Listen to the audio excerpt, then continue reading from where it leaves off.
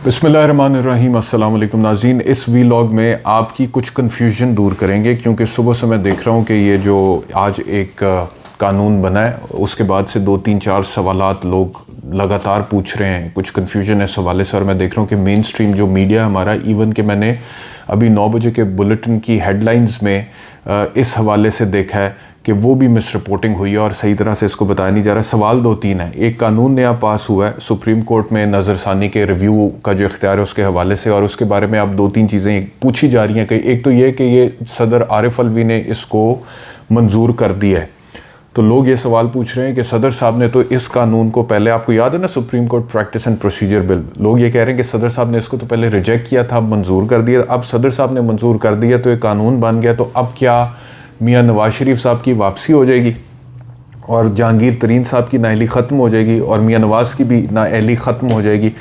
तो कन्फ्यूजन ये है कि मीडिया इसको ऐसे ही रिपोर्ट कर रहा है कि अब रास्ता खुल गया मियाँ नवाज शरीफ और जहांगीर खान तरीन की नाअहली ख़त्म होने का और दोनों की सियासत में वापसी का। ये मेन स्ट्रीम मीडिया 9 बजे के बुलेटिन में हेडलाइंस में इसी तरह से रिपोर्ट कर रहा है और मैंने खुद देखा है।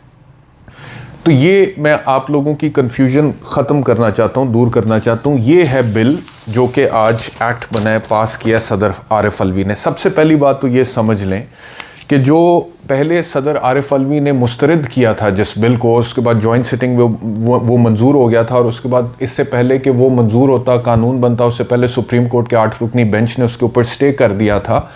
वो था Supreme Court practice and procedure bill 2023, और वो अभी भी वही बिल है जिसके थ्रू मियाँ नवाज शरीफ और जहांगीर खान तरीन साहब की वापसी की कोशिश की जा रही थी। और उसमें ये लिखा गया था कि आज से पहले जितने भी 184(3) के तहत सुप्रीम कोर्ट ऑफ पाकिस्तान ने फैसले दिए हैं वो तमाम केसेस में अपील हो सकती है with in a certain period of time. तो वो जो बिल था जिसको आरिफ अलवी साहब ने मुस्तरद किया था, लेकिन पार्लियामेंट की जॉइंट सिटिंग में वो मंजूर हुआ था और फिर सुप्रीम कोर्ट ऑफ पाकिस्तान में 8 रुकनी बेंच ने उसको स्टे कर दिया था, वो अपनी जगह पर अभी तक स्टेड है। वो कानून जो है उसको होल्ड किया हुआ, उसको स्टे किया हुआ है सुप्रीम कोर्ट ऑफ पाकिस्तान ने, और उसकी जो अगली तारीख है समात के लिए वो 1 जून है, 1 जून 2023 है। ये जो आज पास हुआ है ये बिल ही और है, ये कानून ही और है। ये है Supreme Court review of judgment and order act 2023, वो था Supreme Court practice and procedure bill 2023। ये है Supreme Court review of judgment and order act 2023, और ये उससे मुख्तलिफ है।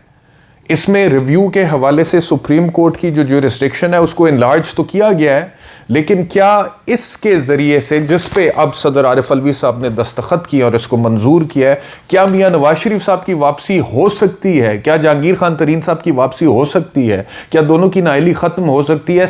जवाब है नहीं, इससे नहीं हो सकती है। लेकिन अब इसके साथ आगे क्या होगा, क्या ये सुप्रीम कोर्ट में ये भी चैलेंज होगा? हो सकता है।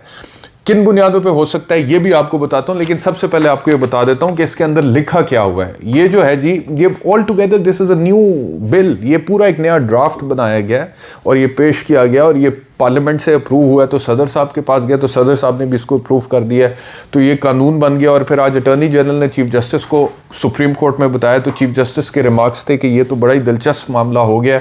और उसके बाद से एक ऐसी कन्फ्यूजन फैली है और पूरे मीडिया के ऊपर भी लोगों ने इतने वास्ट स्केल पे इसको मिसकंस्ट्रू किया है या मिस इंटरप्रेट किया है। अपनी गलती होगी, कानून समझ नहीं आया होगा मेरे ख्याल में, और उसी तरह फिर वो मिस रिपोर्ट हो गया है कि लोग भी बहुत इसके ऊपर यही समझ रहे हैं जो कि मीडिया बता रहा है, लेकिन ऐसा है नहीं। कैसे नहीं है मैं आपको बताता हूं। देखें, ये जो 2 पेजेस का लॉ पास किया है, इसमें सेक्शन 2 कहता है enlargement of the jurisdiction of the Supreme Court. इसमें यह है कि in case of judgment orders of the Supreme Court in exercise of its original jurisdiction under article 184(3) of the constitution, the scope of review on both facts and law shall be the same as an appeal and article 185 of the constitution. यानी कि इसमें तो कोई शक नहीं है कि नज़रसानी का इख्तियार जो है सुप्रीम कोर्ट ऑफ पाकिस्तान का, उसको वसी किया गया है इस कानून के ज़रिए से, और उन्होंने कहा है कि उसका जो स्कोप होगा नज़रसानी की दरख्वास्त का, वो वही होगा जो कि अपील में स्कोप होता है। आपको पता है कि अपील जो सुप्रीम कोर्ट ऑफ पाकिस्तान में हाई कोर्ट के किसी फैसले के ख़िलाफ़ होती है, उसका स्कोप बहुत वाइड होता है, क्योंकि उसमें कानून और हक़ाइक़ दोनों के ऊपर बहस होती है और फिर जाके सुप्रीम कोर्ट ऑफ पाकिस्तान उस मामले को डिस्पोज ऑफ करती है, अपनी फाइंडिंग देती है। लेकिन जो रिव्यू पिटिशन होती है, जो नज़रसानी की दरख्वास्त होती है, वो क्या होती है? वो ये होती है कि सुप्रीम कोर्ट ने ही एक फैसला किया है, मिसाल के तौर पे अंडर आर्टिकल 184(3) में, उसी फैसले को सुप्रीम कोर्ट में ही आप चैलेंज कर रहे हैं, तो उसकी अपील नहीं होती, उसकी नज़रसानी होती है। और उसके जो कवानीन या रूल्स अभी तक सुप्रीम कोर्ट में थे वो ये थे कि उसका स्कोप बड़ा नैरो होता है, वो इतना वाइड नहीं होता। उसमें मिसाल के तौर पे अगर कोई ऐसी चीज़ जो कि पहले नहीं उठाई गई है और कोई ग्लेरिंग इलीगैलिटी हो गई है सुप्रीम कोर्ट से, कोई ऐसा बिल्कुल ही मिस इंटरप्रिटेशन ऑफ लॉ हो गया है, तो उस पे रिव्यू नज़रसानी की दरख्वास्त होती है और उसका स्कोप जो होता है वो बड़ा नैरो होता है, बड़ा लिमिटेड सा होता है। तो इसमें कह रहे हैं कि अब से जो भी रिव्यू पिटिशन फाइल होगी, नज़रसानी की दरख्वास्त फाइल होगी सुप्रीम कोर्ट में ही, सुप्रीम कोर्ट के ही फैसले के खिलाफ, उसका स्कोप नैरो नहीं होगा जैसे नज़रसानी की दरख्वास्त का होता है, उसका स्कोप वैसा ही ब्रॉड होगा जैसे कि अपील का होता है। पहली बात तो ये कही जा रही है, ठीक है, यहां तक समझ लें। दूसरी बात, मियां नवाज शरीफ और जहांगीर खान तरीन के केसेस क्यों इसमें अप्लाई नहीं करते?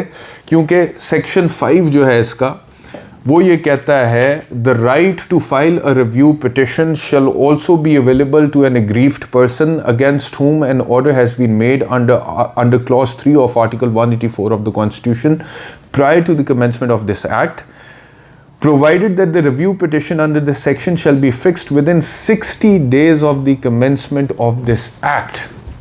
यानी कि इसमें लिखा हुआ है कि जो रिव्यू पिटिशन या नज़रसानी की दरख्वास्त फाइल करने का हक है, वो किसी भी ऐसे एग्रीव्ड पर्सन को, किसी भी ऐसी मुतासरा पार्टी को अवेलेबल है जिसके खिलाफ 184(3) यानी कि असखुद जुरिस्डिक्शन का जो सुप्रीम कोर्ट का इख्तियार है, उसका इस्तेमाल करते हुए सुप्रीम कोर्ट ने कोई फैसला सुना दिया है, और इस कानून के आने से पहले सुना दिया है, लेकिन इस कानून के आने के 60 दिन के अंदर अगर वो शख्स अपील फाइल कर देता है, तो वो भी उसके ऊपर भी इस कानून का इतलाक हो जाएगा। अब आप इस बात को समझें, मियां नवाज शरीफ साहब का जो केस है 2017 वाला, या जहांगीर खान तरीन साहब का जो केस है, उसको भी काफ़ी साल गुजर गए, मियां नवाज शरीफ साहब के बाद उनकी नाअहली हुई थी, वो 60 दिन के इस पीरियड में नहीं फॉल करता। जो पहला जिसको सदर आरिफ अलवी ने मुस्तरद किया था जिस कानून को, और सुप्रीम कोर्ट ने जिसको स्टे कर दिया था, उसके अंदर जो रेट्रोस्पेक्टिविटी का एलिमेंट था कि कोई भी शख्स, कोई भी मुतासरा पार्टी नज़रसानी के लिए दरख्वास्त दायर कर सकती है, वो अनलिमिटेड था। यानी कि वो आज से 10 साल पहले वाले, 5 साल पहले वाले, 20 साल पहले वाले भी उसमें फाइल कर सकते थे। तो मियां नवाज शरीफ भी कर सकते थे, जहांगीर खान तरीन साहब भी कर सकते थे। लेकिन ये जो आज कानून बना है, जिसे आरिफ अलवी साहब ने पास किया, इसमें लिखा हुआ है सिर्फ वो लोग जिनके खिलाफ फैसला आया है ये एक्ट बनने से पहले, और एक्ट आने के 60 दिन के अंदर वो नजरसानी की कर सकते हैं। मतलब कि prior to the commencement of this act, यानी कि to be filed within 60 days of the commencement of this act, यानी कि वो 60 दिन के अंदर इसकी कर सकते हैं। तो ये जो है ना, इसका जो लिमिटेशन का वो है, वो 60 दिन वाला है। अब ये क्या करना चाह रहे हैं इस कानून से? इस कानून से वो ये करना चाह रहे हैं कि सुप्रीम कोर्ट ऑफ पाकिस्तान का जो फैसला इलेक्शंस के हवाले से आया था 14 मई वाला, सिर्फ उसको टारगेट किया जा रहा है। ये सिर्फ उसको टारगेट किया जा रहा है कि वो जो 14 मई का सुप्रीम कोर्ट ने फैसला दे दिया था कि पंजाब में इंतखाबात होने चाहिए हैं, उसके खिलाफ यकीनी तौर पे अब नज़रसानी की दरख्वास्त ये हुकूमत डाल सकती है, क्योंकि उसको अभी 14 मई वाले फैसले को 60 दिन से ज़्यादा ऊपर अरसा नहीं हुआ। नवाज शरीफ साहब वाले को तो हो चुका है, तरीन साहब वाले को तो हो चुका है, लेकिन इस फैसले को जो इंतखाबात के हवाले से 14 मई का हुआ था, उसमें 60 दिन से ज़्यादा नहीं हुआ। तो उसके खिलाफ हुकूमत रिव्यू फाइल कर सकती है। ये उसको टारगेट किया जा रहा है। तो इसका फ़ायदा मियां नवाज, तो जो सवाल है कि क्या मियां नवाज शरीफ की इस कानून के ज़रिए सियासत में वापसी हो रही है, या नाअहली ख़त्म हो रही है, या जहांगीर खान तरीन की इस कानून के ज़रिए सियासत में वापसी हो रही है, या नाअहली ख़त्म हो रही है? तो इसका क्लियर कट जवाब मैं आपको बता रहा हूँ कि इसका जवाब नहीं है। इसको मिस रिपोर्ट किया जा रहा है, मिसकंस्ट्रू किया जा रहा है, मिस इंटरप्रेट किया जा रहा है। ये ऐसे नहीं है, ये कानून ऐसे नहीं है।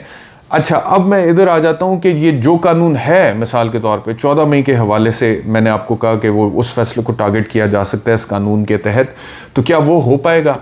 अब उसके ऊपर भी हमें देखना पड़ेगा। मिसाल के तौर पे इन्होंने ये लिखा हुआ है section 7, act to override other laws, this the provisions of this act shall have effect in notwithstanding anything contained in any other law, rules or regulations for the time being in force or judgment of any court including the Supreme Court and a High Court। यानी कि वो कह रहे हैं कि ये कानून जो है इसका ओवरराइडिंग इफेक्ट होगा। अच्छा, अब इसका मतलब ये है, वो कहना चाह रहे हैं कि कानून में कहीं पे और अगर ये इससे बरअक्स कोई बात लिखी हुई है तो जो इससे कॉन्ट्रडिक्ट करती है या ये उससे कॉन्ट्रडिक्ट करता है तो इसको मानेंगे, उसको नहीं मानेंगे। ठीक है, अगर कोई तसादुम हो रहा है, इस कानून का किसी और कानून के साथ तसादुम हो रहा है, this law shall prevail. Overriding effect का मतलब ये होता है। लेकिन बात यह है कि ये ओवरराइडिंग इफेक्ट का क्लॉज अगर आप डाल भी दें और कहें कि किसी और कानून से अगर इसका तसादुम हो रहा है तो दिस लॉ शैल प्रिवेल, और वो वाला जो है वो ओवरराइड कंसिडर किया जाएगा, ये एक एक्ट ऑफ द पार्लियामेंट दूसरे एक्ट ऑफ द पार्लियामेंट के साथ तो कर सकता है, लेकिन ये एक an act of the parliament, एक लेजिस्लेशन, कानून साजी जो पार्लियामेंट ने पास की है, कॉन्स्टिट्यूशन के साथ नहीं कर सकती, क्योंकि constitution is the supreme. Constitution से जो भी कानून मुतसादिम होगा वो ओवरराइड हो जाएगा, चाहे उसके अंदर लिखा ही हो कि इसका ओवरराइडिंग इफेक्ट होगा, because constitution of Pakistan is the supreme law of the land. अब ये एक अलग बहस है, मेरे साथ इस वक्त ना कीजिएगा कि कॉन्स्टिट्यूशन यहाँ पे फॉलो हो रहा है कि नहीं हो रहा, कॉन्स्टिट्यूशन की यहाँ पे इम्प्लीमेंटेशन है, उसको अभी छोड़ दें प्रैक्टिकलिटीज़ को थोड़ी देर के लिए। थ्योरेटिकली मैं बात कर रहा हूँ, यहाँ पे सुप्रीम कोर्ट में ये बात होगी इस कानून के, कम से कम इसके हवाले से, बाकी चीज़ें छोड़ दें फिलहाल, लेकिन कम से कम इसके हवाले से बहस होगी। और सुप्रीम कोर्ट, अगर supreme Court practice and procedure act 2023 को स्टे कर सकती है तो ऐन मुमकिन है कि ये जो कानून आज पास हो गया है ये भी सुप्रीम कोर्ट ऑफ पाकिस्तान में चैलेंज हो, इसी बुनियाद पे कि जो नज़रसानी का इख्तियार कॉन्स्टिट्यूशन के अंदर दिया गया है उसमें अगर कोई तब्दीली लानी है तो वो कॉन्स्टिट्यूशनल अमेंडमेंट के जरिए हो सकती है, जिसके लिए 2/3 अक्सरियत चाहिए। वो एक एक्ट ऑफ द पार्लियामेंट के जरिए ये हुकूमत इस तरह से नहीं कर सकती है। इसी बुनियाद पर ये चैलेंज भी हो सकता है, सुप्रीम कोर्ट इसको स्टे भी कर सकता है, और ऐन मुमकिन है आने वाले दिनों में चीफ जस्टिस पाकिस्तान कोई बेंच बना के इस हवाले से जो है इसको स्टे भी कर दे। और पाकिस्तान तहरीक इंसाफ के जो वकील हैं बैरिस्टर गौहर खान, उनका स्टेटमेंट भी आ गया है कि इस कानून को पीटीआई चैलेंज कर सकती है। तो वो बुनियाद मैंने आपको बता दिया कि ऑलरेडी रखी जा चुकी है कि पीटीआई, उन्होंने कह दिया कि इसको चैलेंज कर सकती है। तो वो अगर इसको चैलेंज करेगी ये सुप्रीम कोर्ट में जाएगा, सुप्रीम कोर्ट में जाएगा, चीफ जस्टिस बेंच बनाएंगे। फिर अगर उस बेंच को लगेगा कि ये आइन से मुतसादिम है, ठीक वैसे ही जैसे पहले वाला बिल था, तो फिर इसको भी स्टे कर दिया जाएगा। और पहले वाले की जो समात है वो 1 जून 2023 को वो लगी हुई है। तो ये क्लियर कर ले बात, मेरा ख्याल है कि ये क्लियर हो गई कि आज कोई ऐसा कानून सदर आरिफ अलवी ने जो है उसके ऊपर दस्तखत नहीं किए जिसको उन्होंने खुद पहले मुस्तरद किया था। ये कन्फ्यूजन दूर कर लें, ये बिल्कुल एक नया बिल है, नया कानून है, और ये कानून जिस पे दस्तखत हुए हैं ये मियां नवाज शरीफ और जहांगीर खान तरीन की नाअहली ख़त्म नहीं कर सकता अगर सुप्रीम कोर्ट इसको स्टे ना भी करे। ये उनकी सियासत में वापसी का रास्ता नहीं खोल सकता अगर सुप्रीम कोर्ट इसको स्टे ना भी करे, और ये नहीं कर सकता। लेकिन उसके बावजूद आईनी बुनियादों पे इसको भी सुप्रीम कोर्ट स्टे कर सकता अगर ये सुप्रीम कोर्ट में चैलेंज हो गया। तो ये मैंने सोचा कि एक कानूनी नुक्ता है और इस हवाले से बड़ी कन्फ्यूजन है आज सुबह से, और अभी तक वो कन्फ्यूजन जारी है, तो मैंने सोचा कि आप लोगों को क्लियर कर दूं। इसके अलावा सियासी पॉइंट ऑफ व्यू से मेरा ख्याल है ख़बरें तो 2-4 और है। कुछ लोगों ने पाकिस्तान तहरीक इंसाफ छोड़ी है, मज़ीद उनसे राह जुदा की हैं। मेरे ख्याल में अब कोई नई बात रही नहीं है, क्योंकि रोज़ाना की बुनियादों पे आपको इस तरह की दर्जनों ख़बरें अब तो मिलती हैं। दूसरा ये है कि इमरान खान साहब और बुशरा बीबी के नाम ECL में डाल दिए गए। और तीसरा ये है कि डार साहब ने कहा है कि जी इकॉनमी का क्या हुआ, देखें पाकिस्तान कोई डिफ़ॉल्ट तो नहीं किया। तो इस पे मैं यही कह सकता हूँ जो मरीम नवाज़ ने कहा था। शुक्रिया डार साहब, बहुत शुक्रिया वीलॉग देखने के लिए। अपना ख्याल रखिए, अल्लाह हाफ़िज़।